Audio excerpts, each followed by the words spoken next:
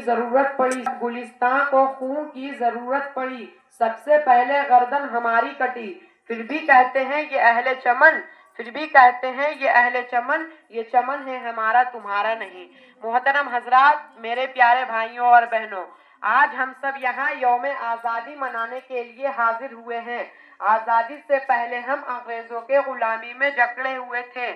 انگریزوں نے ہندوستانیوں پر ظلم و ستم کے پہاڑ ڈھا دیے تھے، لیکن ہندوستان کے رہنے والے ہندو، مسلم، سکھ، عیسائیوں نے مسلسل جدوجہد کی اور 15 اگست 1947 کو ہمارا ملک آزاد ہوا۔ اسی لیے ہم ہر سال 15 اگست کو پورے جوش و خروش کے ساتھ جشن یوم آزادی مناتے ہیں، اور اسی آزادی کے موقع پر خصوصاً ان عظیم رہنماؤں کو یاد کرتے ہیں جنہوں نے اس ملک کے آزادی کے لیے اپنا سب کچھ قربان کر دیا، جس میں بنگال کے نواب سراج الدولہ، شیر میسور ٹیپو سلطان، مولانا احمد اللہ، مولانا ابو کلام آزاد، پنڈت جواہر لال نہرو، مہاتما گاندھی اور ڈاکٹر بھیم راؤ امبیڈکر جیسے عظیم رہنما شامل ہیں۔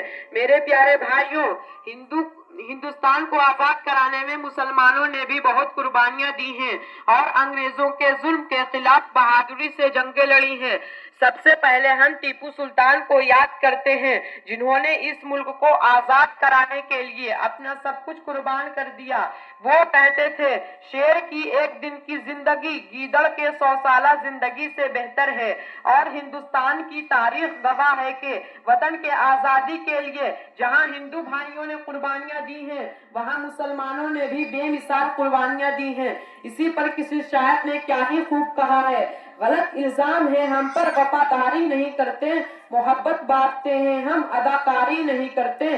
برا جب وقت آتا ہے وطن پر اے وطن والوں، برا جب وقت آتا ہے وطن پر اے وطن والوں، ہم اپنی جان دے دیتے ہیں غداری نہیں کرتے۔ اسی لیے میں یہ کہنا چاہتا ہوں کہ یہ ملک سب کا ہے، قانون میں جو حق ان کا ہے وہ حق ہمارا بھی ہے۔ اسی لیے کسی کے ساتھ بھید بھاؤ مت کیجیے، سب کے ساتھ برابری کیجیے، کیونکہ اس ملک کو آزاد کرانے میں ہندو، مسلم، سکھ، عیسائی سب نے مل کر انگریزوں سے لڑائیاں لڑی ہیں اور قربانیاں دی ہیں۔ اسی لیے قانون سب کے لیے برابر ہونا چاہیے، کسی طریقے کا بھید بھاؤ نہیں ہونا چاہیے۔ میرے پیارے بھائیوں، یاد رکھو، ہندوستان کو آزاد کرانے میں ہندو اور مسلمان سب کا یہ دیش ہے،